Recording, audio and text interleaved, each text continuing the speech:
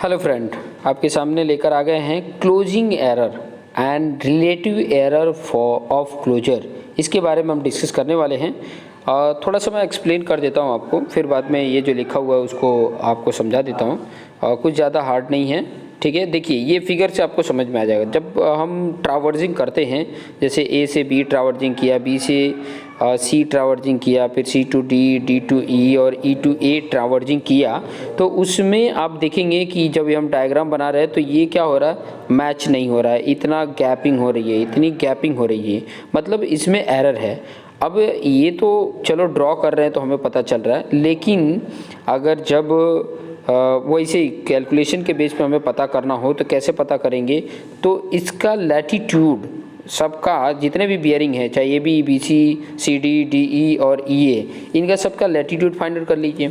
अब बात आएगी लैटिट्यूड कैसे फाइंड आउट करेंगे, तो लैटिट्यूड का फॉर्मूला होता है, कैपिटल एल से इंडिकेट करते हैं। लैटिट्यूड होता है एल कॉस थीटा, ठीक है। L cos theta formula put करोगे तो ये फॉर्मूला लैटिट्यूड का आ जाता है। सभी ए बी का फाइंड आउट कर लो, बी सी का, सी डी का, डी ई का और ई ए का।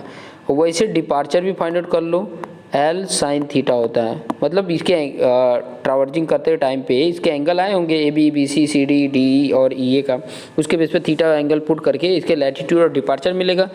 लैटिट्यूड सबके मिलेंगे तो समेशन एल फाइंड आउट कर लो और समेशन डी फाइंड आउट कर लो, मतलब इनका समेशन कर लो।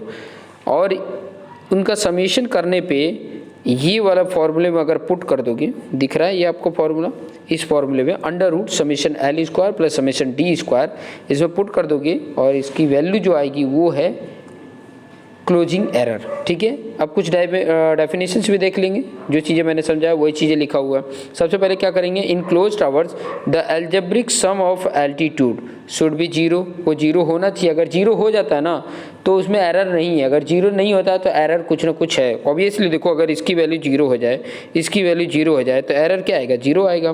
तो समेशन एल क्या होना चाहिए, जीरो होना चाहिए। सिमिलरली ये भी बात बोला है कि algebraic sum of departure should be zero, ये भी होना चाहिए। डिपार्चर का भी सम जो होना चाहिए वो क्या होना चाहिए, जीरो होना चाहिए। आगे नेक्स्ट पॉइंट में बोला है, उसी क्लोजिंग एरर का डेफिनेशंस है, if close traverse is plotted according to the field measurement the end point of the traverse will not coincide exactly with the starting point. मतलब जो एंड पॉइंट है, जब ट्रावर्जिंग ड्रॉ कर रहे हैं तो उसका एंड पॉइंट आएगा, और स्टार्टिंग पॉइंट पे ही अगर वो एंड पॉइंट आ रहा है तब तो मेरा एरर नहीं है। अगर नहीं आ रहा है, कोइंसिडेंट नहीं हो रहा है, बोला ना, will not coincide exactly with the starting point owing to the error in the field measurement of angle and distance. Angle और डिस्टेंस में कुछ ना कुछ तो एरर है। इसी एरर को, such error is known as a closing error, इसी एरर को हम बोलते हैं क्लोजिंग एरर, ठीक है। अब क्लोजिंग एरर तो ये चलो एरर निकाल दिए, लेकिन उसके डायरेक्शन भी तो बताना पड़ेगा किस डायरेक्शन में है, तो वो फाइंड आउट कर लेंगे। Tan theta equal to summation D upon summation L. Summation D क्या है, ये आपको ऑलरेडी पता है, sum of departure and sum of latitude, ये डिनोमिनेटर है। अच्छा, इसकी साइन जो होगी ये किसके ऊपर डिपेंड है, the sign of summation D summation L.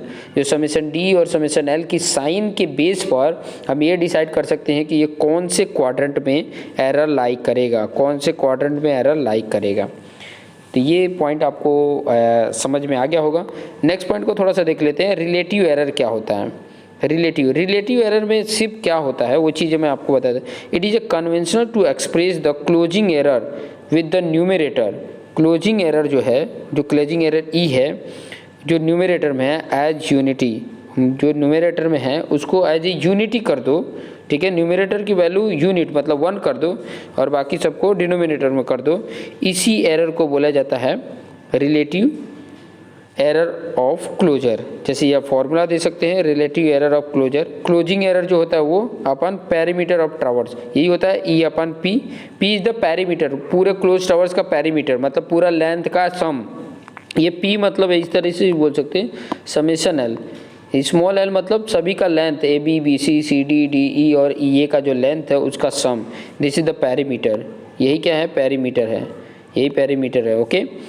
अब इसमें करना क्या है कि न्यूमरेटर को क्या कर देना, 1 कर देना। यहाँ पर मैंने लिया था लेकिन कट हो गया है, तो न्यूमरेटर को 1 कर दिया। 1 कब होगा, जब ई को हम नीचे कर देते हैं, तो पी तो था ही, उसके डिवाइड में ई कर देते हैं। तो ये हमारा रिलेटिव एरर आ जाता है। ठीक है, रिलेटिव एरर ऑफ क्लोजर, इस तरीके से हम इसको फाइंड आउट कर लेते हैं। तो आशा करता हूँ ये चीज़ें आपको समझ में आ गई होगी। और फिर बाद में उसके बाद हम क्या कर देते हैं, इक्वली डिवाइड करके एडजस्ट भी कर लेते हैं। करेक्शन कैसे करना होता है ये सब कुछ ऑलरेडी वीडियो लेक्चर्स में कंजुगेटिव कोऑर्डिनेट जो फाइंड आउट करते हैं उसके बेस पे करेक्शन करके और उसका corrected conjugative coordinate find out कर लेते हैं। ये सब बहुत सारे पॉइंट हैं, धीरे धीरे करके इसके सारे पॉइंट को एक्सप्लेन करते जाएंगे। तो ये सारे पॉइंट को देखते रहिए, और कोई डाउट होता है तो ज़रूर कमेंट करके ज़रूर बताएं कि ताकि आपके वो डाउट को भी क्लियर कर सकें। So thank you.